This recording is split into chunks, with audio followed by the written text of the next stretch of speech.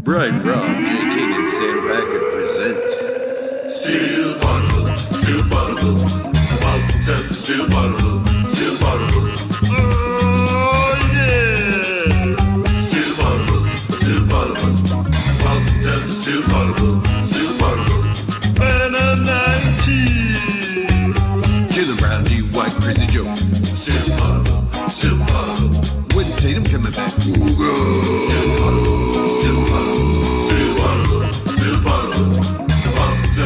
Bottle. Oh yeah! Come on, long shorty. Don't have no guy wants to win. Don't get the next generation. Let's go, young Your family fan. Celtics. Let's go, baby. Let's go.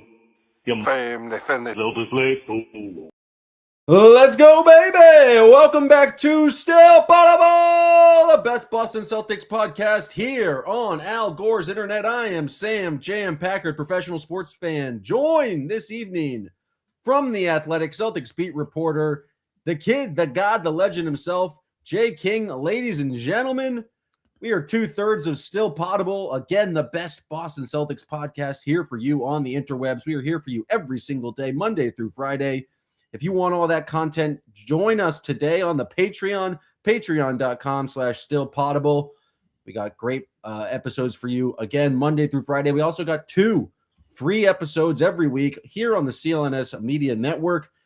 We're on CLNS today. It means we're also brought to you by Prize Picks. Use promo code CLNS to get $50 after you play your first $5 lineup.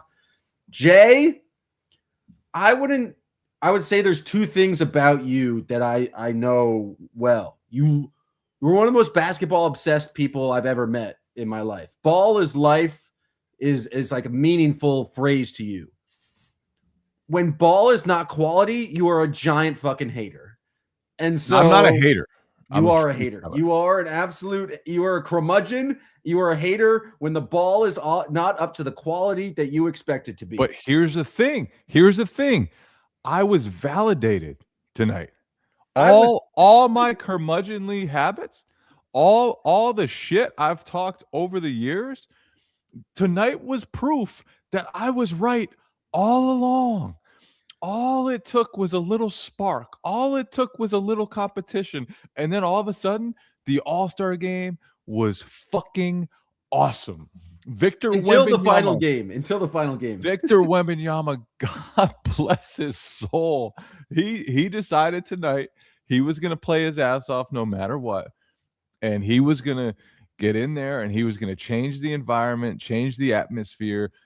And once he started blocking shots and taking things serious, then all of a sudden everyone else took things seriously because they weren't going to let him show everybody up. They weren't going to let him just punk them in the All-Star game. And so then Anthony Edwards got going, and then the old guys got going, and Kawhi put on a show.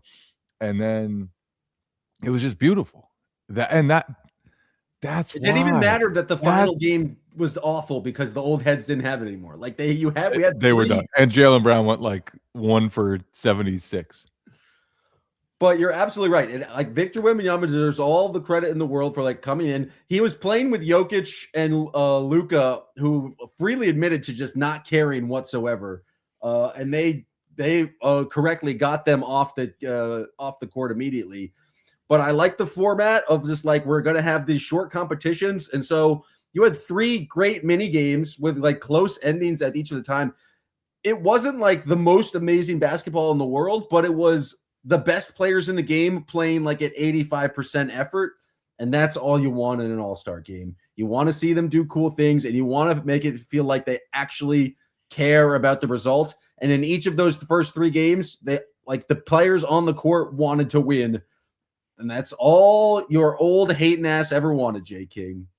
That's all I've ever wanted. It was great. And here's the thing. Why it makes it so much better is it just elevates the guys who take it seriously. Like it needed Wembanyama. The game needed Wembanyama because not everybody could have elevated everybody else like that.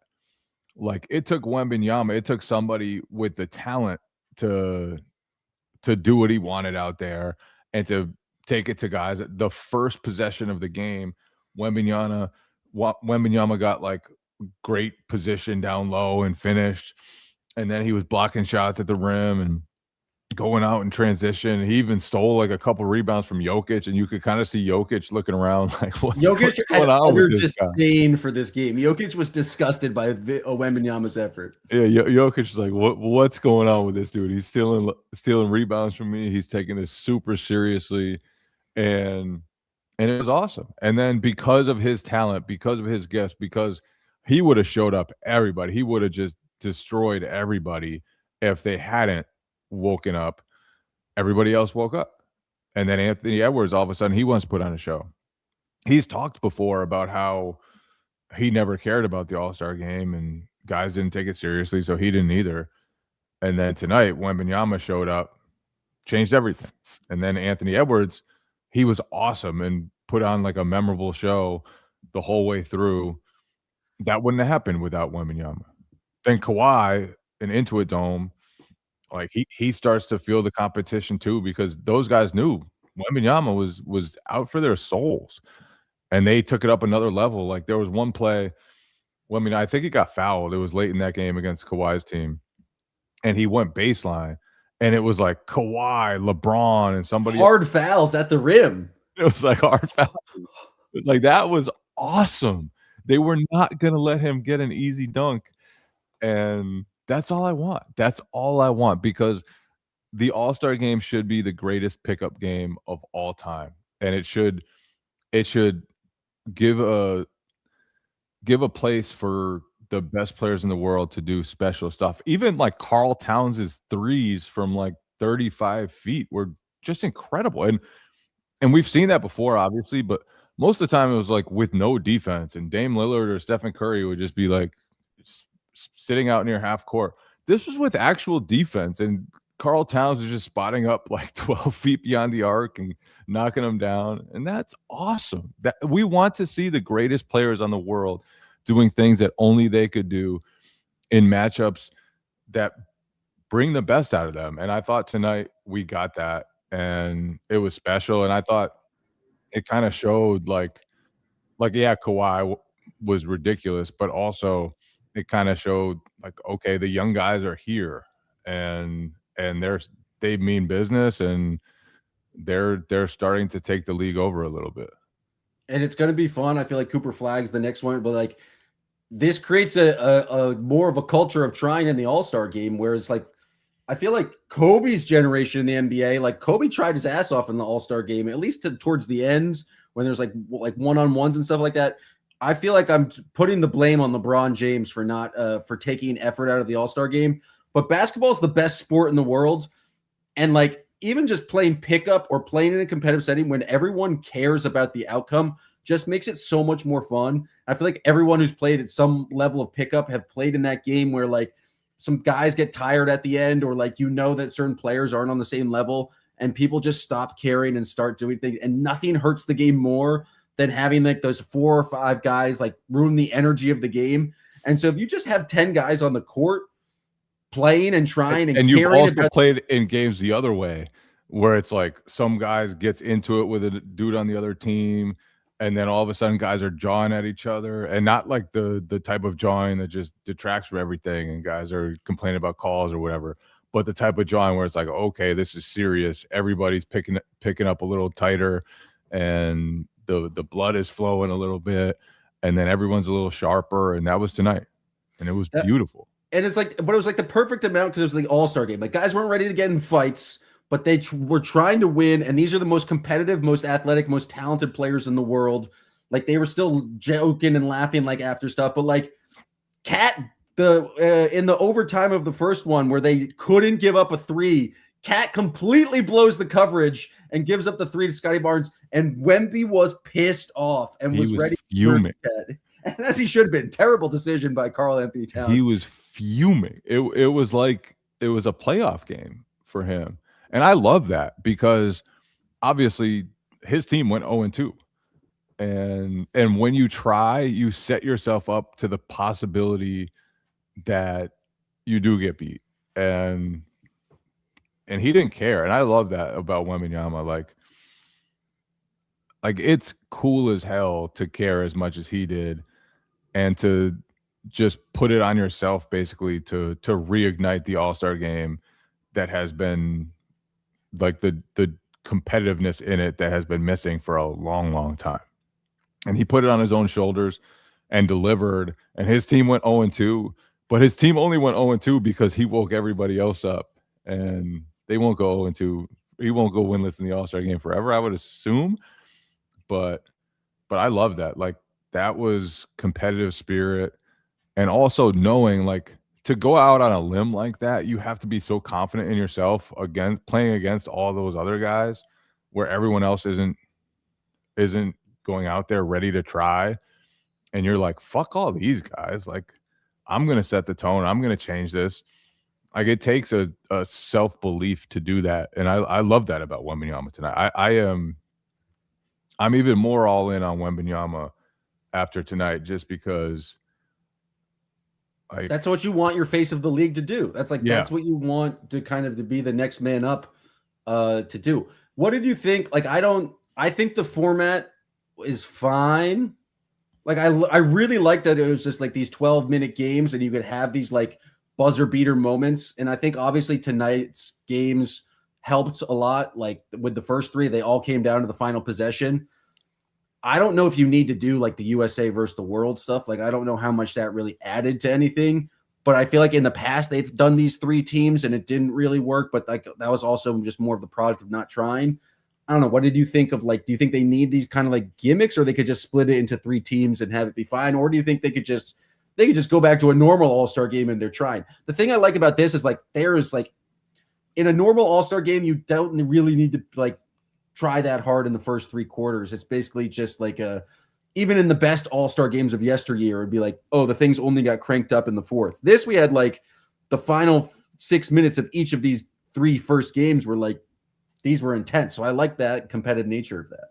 Yeah, and I loved the short games, and I think that's important because obviously over a long game, like, things could get lopsided, then guys stop caring, and having a quicker game just kind of lended itself to more competition, I think. I don't know if the USA versus world thing mattered. But we got to get Jokic and Luka out of there. Like, they don't care whatsoever. Like, they should be named to the team and then just immediately replaced. Like, there's no reason to put them on the court. Yeah, that they, for whatever reason, they truly don't care at all, and that's fine. But it's not really fine. It sucks. It sucks that Nikola Jokic was the only guy scoreless in the entire All-Star game. I didn't realize that. That's bad. The best player in the world, and he's the only one scoreless. Like, he could be out there doing special things, just destroying guys, and instead he's like, why is Victor Wembanyama trying? Why is he stealing my rebounds? What is this 7'7" dude doing, stealing my rebounds? Yeah, I wasn't sure whether it was a US versus world thing or just like, I did think the round robin that helped. Like although, what would they have done if every game had meaning? Every game had stakes. What would they have done if the world won the game 3 by 2 points? So all teams were 1-1 with it was a random drawing. I think with a +2. I think it was a random drawing. No, I think it came down to total points scored. There was, but then part of it was random drawing. I was like, I hope they don't get the random drawing. Like, they're just pulling teams out of a hat. But the other piece that I thought really helped was that the broadcast itself prioritized the basketball. NBC broadcast was phenomenal compared to like TNT's last year, where they're just talking about TNT's last year was just like nonsense. There was like 40-minute breaks in between the action. I think at one point they had like influencers doing nonsense during the game. I don't really remember entirely what happened there, so I could be wrong, but I remember influencers involved in the middle of the action. Maybe they had like a long distance shootout or something. And this was just about the basketball. And I thought that the type of broadcast and the things they prioritized actually made a real difference, because the actual basketball last year was like pretty good, but it was everything else that detracted from the viewing experience. Whereas this year, it was just like you watched that because of the basketball, and that changed everything to me. And then obviously the competition level and the care factor was there, but I just thought the way NBC approached it was totally different and really brought like it put the focus back on basketball. Yeah, I feel like NBC and Amazon, like the two new broadcast partners, have both been like pretty good of just like talking about basketball in their first seasons. And so I thought it's just a fun all-star game. I was tuning in skeptical in that first game, and I was just like pleasantly surprised and was like, it could have been a thing where I was just like on my phone for the entire night and just not looking it up. But I was just directly engaged because it's like you don't normally see like a lot of these players playing together. And sure, I was upset every time Norm Powell touched the basketball. Like, get him off the court. He didn't deserve to be there. But it's like fun to have these types of moments. And the All-Star game is back.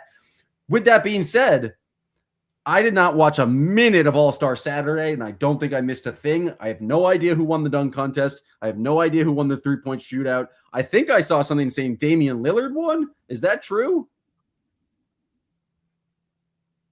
That what happened? Did Damian Lillard win the three-point shooting Yeah, contest? he did. He's not a player in the league currently.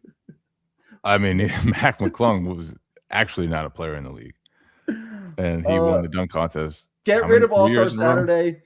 Get rid of Taco Fall playing in the celebrity game, scoring 20, 20, and 20. Like that, he's not a celebrity. Was that a stat line? I didn't.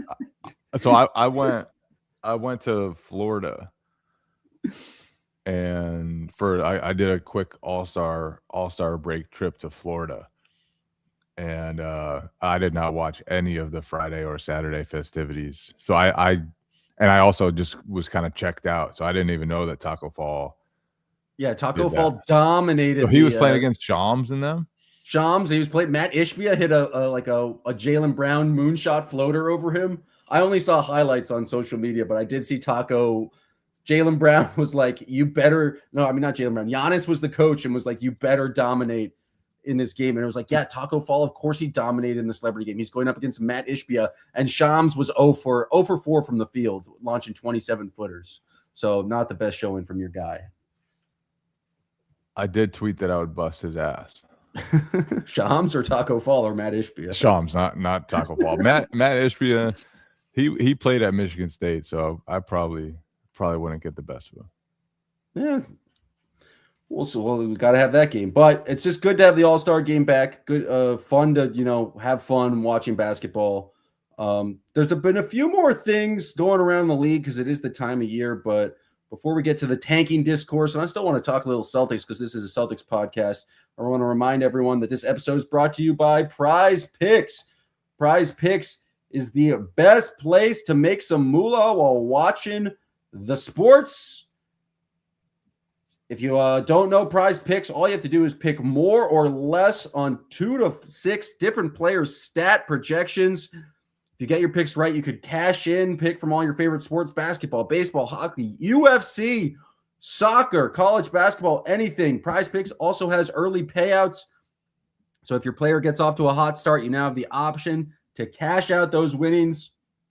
Prize Picks has flexible ways to win cross sports. You can do flex play. So if one of your picks is wrong, you can still find a way to win.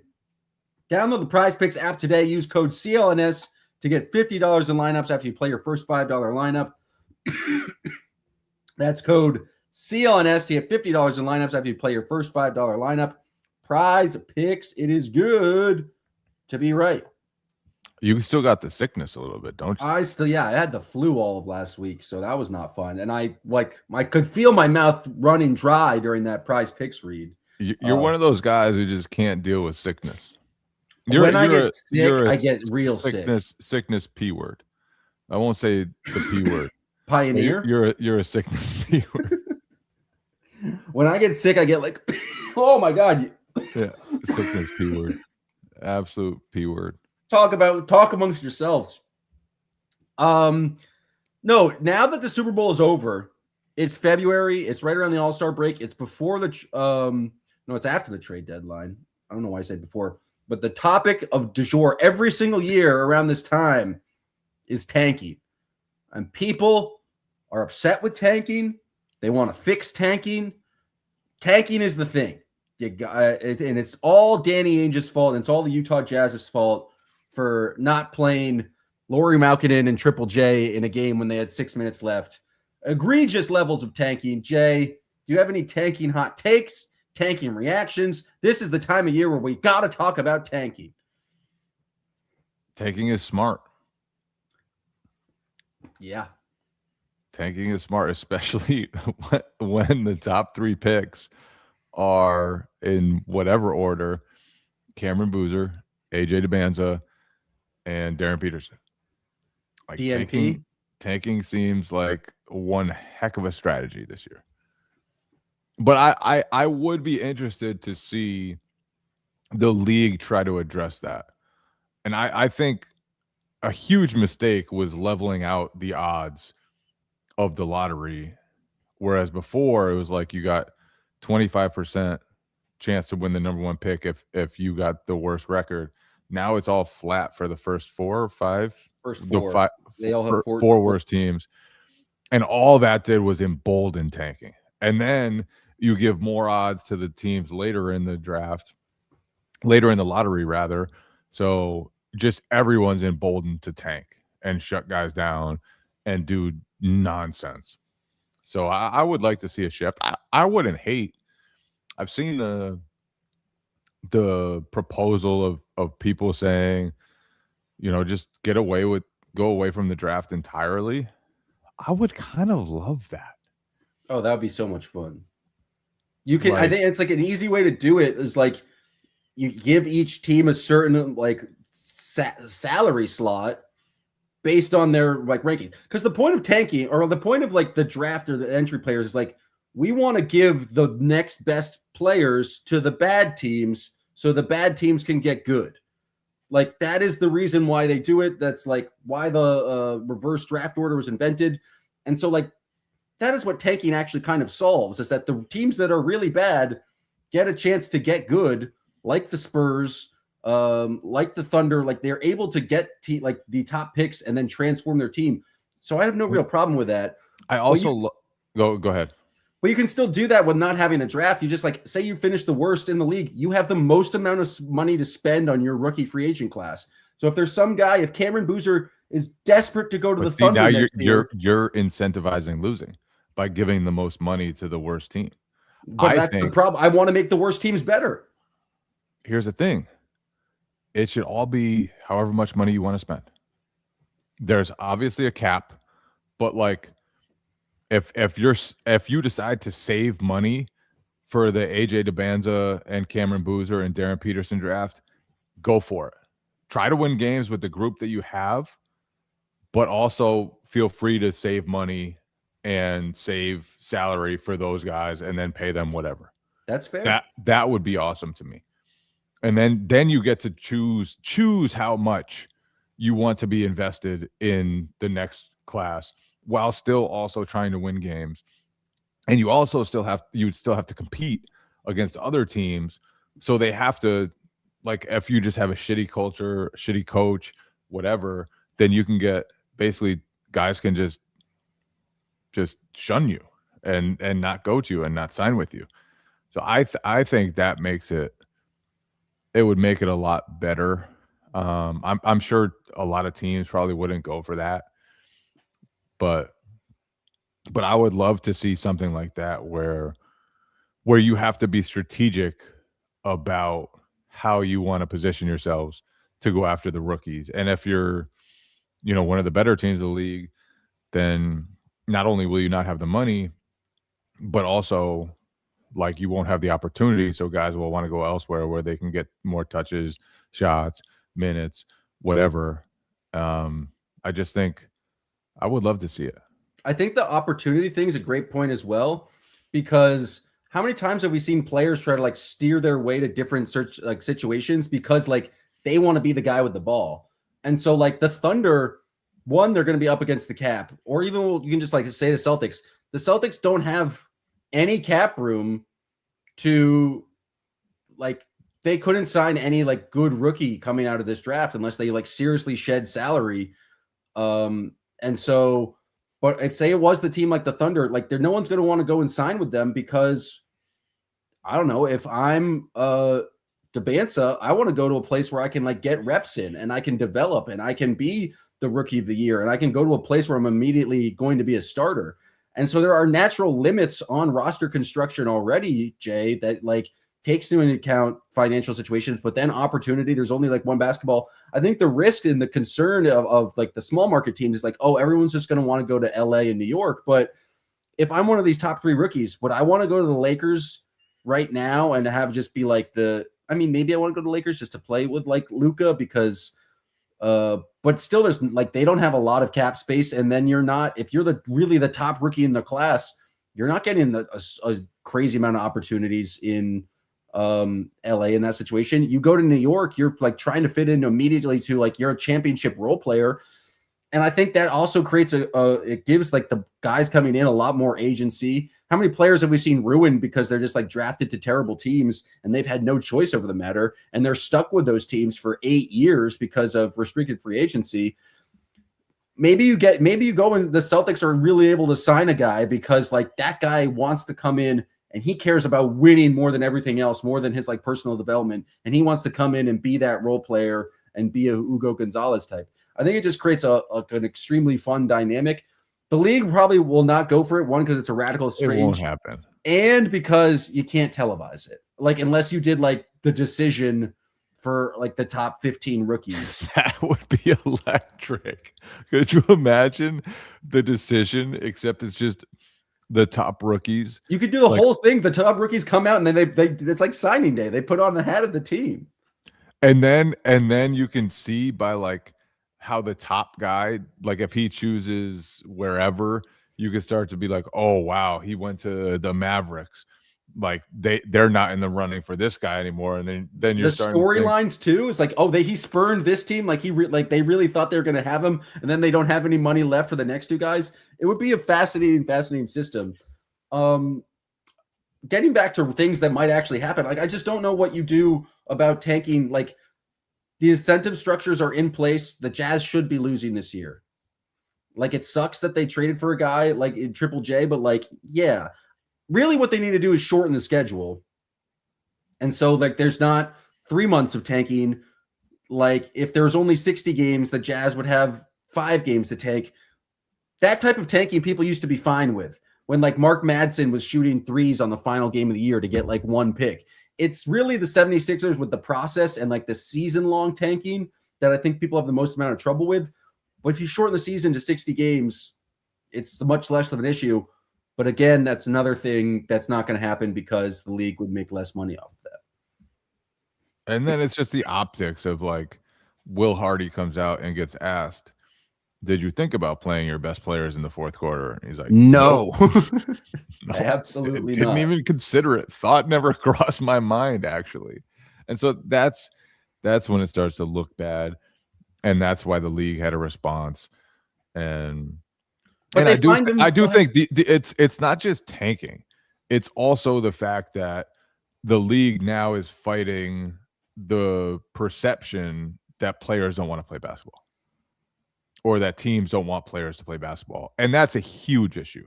And it's not just tanking, it's the load management. It's guys resting in big games. It's then everything's the tanking on top of it. If you reduce the number of games in the season, all of that goes away.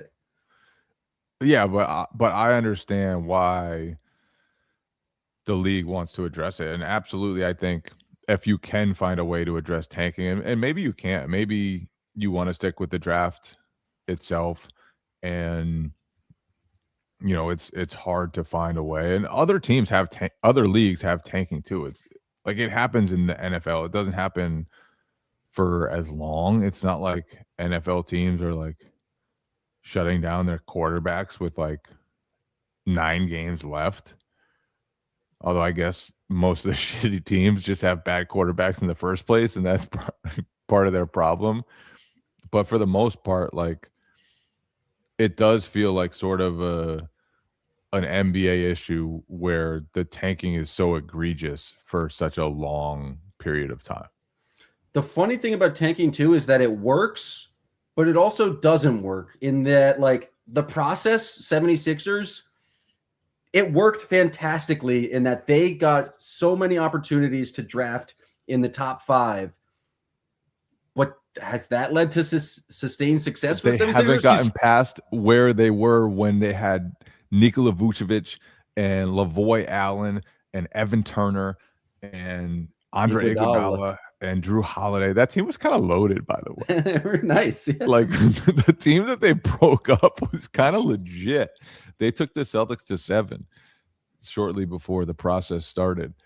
But they missed on their draft picks. Like, even if you tank, you still got to hit on your draft picks. But you've got to get lucky to have a draft pick that's not like in the Risache draft. Yeah. And so, like, I don't know if it's like the biggest issue in, like, say the Jazz tank and then they get Debansa and then they have Debansa, Lauri Markkanen, and Triple J, like, and Keontae George next season. That's like a pretty fun, successful team. Then you don't have to worry about the Jazz tanking anymore. Like, it's like, it's a thing we all talk about, but, like, I don't know. It sucks for the Wizards that they've gotten unlucky with their tanks, but, like, I don't know. Eventually, you should tank, get good players, and then you'll be out of it. It's not like a the Wizards now have Anthony Davis and Trae Young, and so, like, they're going to be interesting. Got those guys for nothing. They'll be interesting. Let's take this back to the Celtics, because obviously there was talk before the season whether they should tank and how hard they should go into tanking, and whether their best use of this season would be to just, like, sit guys down, take a gap year, and try again with Jason Tatum plus a lottery pick next year. That would have been dumb. That would have been bad. Because think of all the positives they would have missed out on because of that. Like, this year has turned like Joe Mazzulla has turned players into maniacs. He's turned Hugo Gonzalez into a maniac. He's turned Baylor Shireman into a maniac. Jordan Walsh, maniac. Jaylen Brown has had a totally rewarding season. And Derek White should have been in the All-Star game. It's so dumb that he was not in the All-Star game, by the way. And I retweeted a clip from his podcast, which was hilarious because his podcast co-host, I don't know his name, but his podcast co-host shared a group text that Derek White sent to, like, their group chat, where he was saying, I don't have all-star numbers, just all-star impact. And there is 0% chance that Derek White ever would have shared that publicly. So it was so funny to me. It was so funny to me that his co-host decided to share that to the world, because I know inside Derek White was like, oh, man. That's the least Derek White public quote I've ever heard in my life. That was just for the group chat. That was not supposed to be put public. But, like, back to his All-Star candidacy, All-Star impact, Norm Powell above him. Like, apparently he's a world player. I had to look this up. De'Aaron Fox above him. It didn't make any sense. This dude is one of the top rim protectors in the league at the guard position. He's blocking everybody. If you look at all the impact stats, Derek White is near the top. Like, we just need better ways to evaluate players. And we actually have those better ways to evaluate players. And still, they're like, but Norm Powell is averaging 24, guys. Norm Powell is averaging 24. And I just think it's stupid. It's dumb. It's poppycock.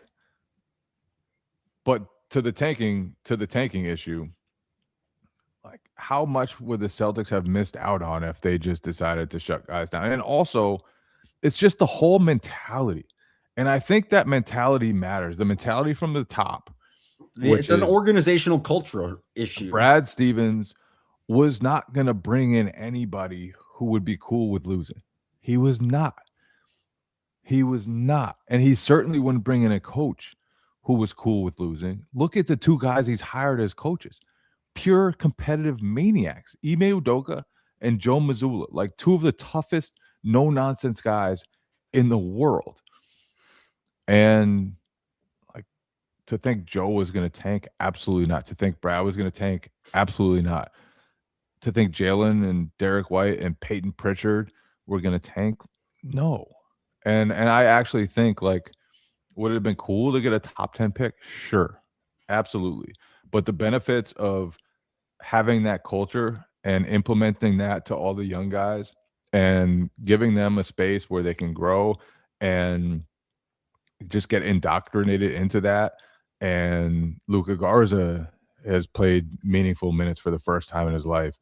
And you're just got this whole crop of young wings that's ready to make an impact. And all those guys are playing real minutes and trying to win and doing whatever they can to win. And if they're not good enough, then Joe yanks them. And that matters too. And that's really good too, because you have to deal with the consequences when you're not good enough. You have to deal with the consequences when you're not a winning player. And that to me is more valuable than, the 11th draft pick or the 12th draft pick or whatever they would have gotten if they decided to take a different route this season.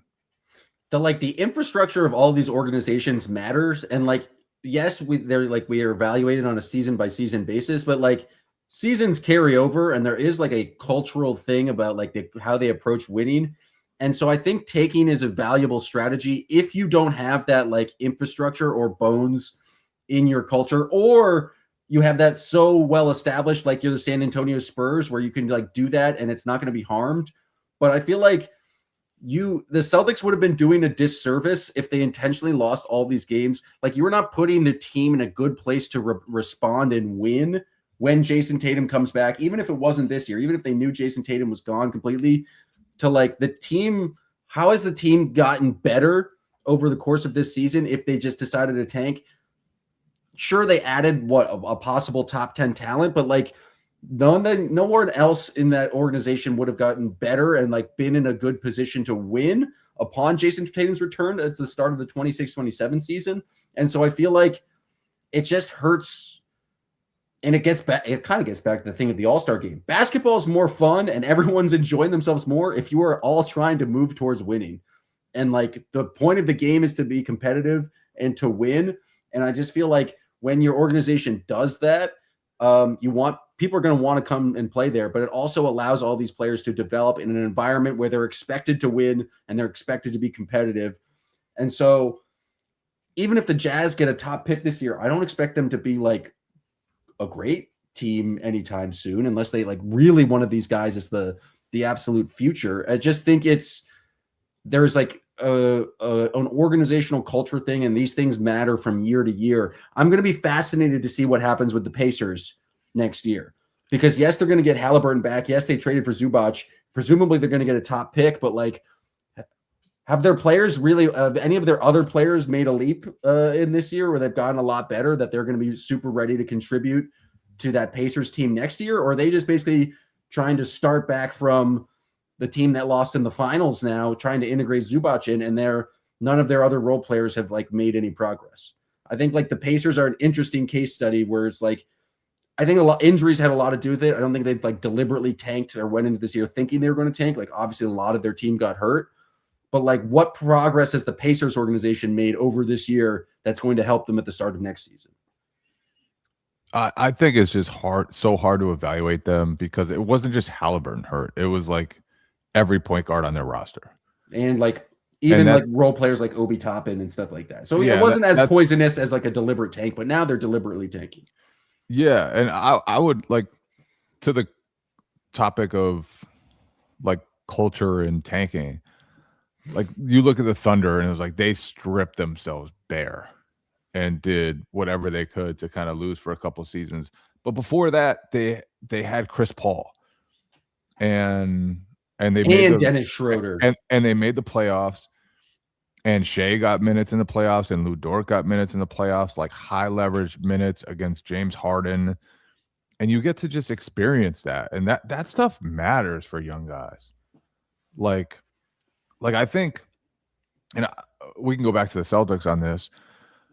To some point, like your failures matter too. Like you have to lose. You have to lose, and You have to lose important fail. games in the playoffs. Like you have to fail at a high lose. level. Exactly. And I think when you experience all that stuff, the good, the bad, the ugly, everything, it gets magnified when you're in the playoffs, and it gets magnified when you're in those big games. And because of that, you get extra progress. Like Jaylen Brown has talked a lot about his Game 7 performance against Miami and how that drove him. If that wasn't on such a big stage, if they weren't as good as they were that year, then, maybe it's like a first round Game 7 and he doesn't learn that much from it and he doesn't take it the same way. But because they had the expectations high, because they thought they were going to win a championship, because, you have that weight of expectations on you, it amplifies the response to that. And so I think all of it matters. Every single thing matters. And I don't think there's one path to winning either. Like, you can absolutely start to create a good culture while you're losing. And I think that's a really hard thing to do. And it's probably weighs on coaches, weighs on players, everybody. But I think it's possible to do that. And I think it's possible to win and have a really bad culture as well. Maybe not win at the highest level. Like, who's been rewarded the most for tanking in like the history of the NBA? Who has tanked and then it's like got their star and it's works well? I mean, the Spurs, obviously Duncan and Wemby, but like the Spurs were a pretty solid organization, but like Shaq with the Magic, he kind of made the Magic become good. But I'm trying to think of like other like examples. I guess the Thunder initially when they got KD, but they were just bad as a team with the Supersonics. But there's not like, you have to really be like have nothing to tank and then rebuild everything around that young superstar. For a team like the Celtics, who were just in the championship and have championship expectations, it just didn't make any sense to, unless they got hurt, then it would have. And they've been really blessed with very good injury luck for this entire season. Are you excited for the Jason Tatum documentary that I just saw that today? And a part of me thought he deliberately got hurt just to film more content. But that's an insane thing to say. That is an insane thing to go through your brain. That was my first thought. I realized it's very, very dumb. Are you claiming he didn't even get hurt? He's just faking it for content? It'd be if he revealed that at the end of the documentary, that would be a big news story. Michael Jordan went to minor league baseball and Jason Tatum made a documentary. That's an insane. I can't believe you had that thought. It was my immediate first thought. I immediately said, that's the dumbest thing you've ever thought. You were in the building in Madison Square Garden where it happened. People were crying in the Celtics locker room. Literally crying. Like, yeah, it was one of the saddest like in arena moments I've ever encountered. I am excited for the documentary. I'm not really excited for the Tatum comeback discourse, because now it's just evolved into, if you question whether or not there's going to be an adjustment period for the Celtics, you somehow are questioning that Jaylen and Jason cannot, like, you can't play together. Like, there is no middle ground. I feel like it's so insane to me. It's like Jason Tatum himself has been like, yeah, it's gonna be interesting to how I fit back with this team, because like they've been gelling all year. That's and then you why bring that up and everyone's like, in the first place. You don't think Jaylen and Jason can play together? What's going on? Like, they've won championships together. It's like, yeah, but it might have to go through some awkward, I don't know, 10 games where they figure it out. That's why sports are fun, because there are new challenges and the team gets to figure it out, and we get to analyze and talk about how they have encountered and dealt with that new challenge. Reintegrating Jason Tatum back into the lineup when he is not fully healthy is a challenge for the Celtics, and it is interesting how they're going to deal with that challenge. I am not questioning whether or not Jason Tatum and Jaylen Brown can play together. They obviously can, but I'm acknowledging that it's something that they're going to have to figure out. And I don't know why anyone else has a different take other than that. That's the right take. The discourse can get so toxic for no reason whatsoever, with a whole bunch of people that probably mostly agree. I would say even like the Tatum and Jalen stans who are so dug in on either side, like you have to be able to acknowledge that Jason Tatum coming back from injury will be a variable that will just force them to adapt and evolve. And everybody, not just those two guys. Like Joe will need to adapt. Everybody will need to figure it out. And they'll get through it like they always do. There's always different variables. Every team, year after year, looks different, even if you bring back mostly the same pieces. But yeah, the discourse, it's just toxic. It turns out the internet could be a bad place where anyone's allowed to share their opinions. It's almost But the All-Star game is a fantastic place again. It's fucking awesome. It's fucking great, baby. What is up? What is down? The All-Star game's back. Still Potible's back. Sorry for the fine folks. We because I did have the flu, we kind of took off the end of last week, but we are back, ready to give you content every single day of the week. The Celtics will be back in action. They got a West Coast road trip, a fascinating West Coast road trip. They play the Warriors, the Lakers, the Suns, the Nuggets, all interesting matchups coming up starting on Thursday. We'll be here to talk about them all. We appreciate you guys for tuning in. Again, if you want to get that daily Celtics content from us, go to patreon.com/stillpotable. We appreciate you guys tuning in. We'll be back tomorrow with more Still Potable. Still Potable, Still Potable. The Boston Celtics Still Potable, Still Potable.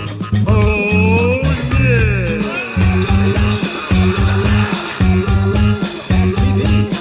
Slow down from eating and drinking and all that wild stuff.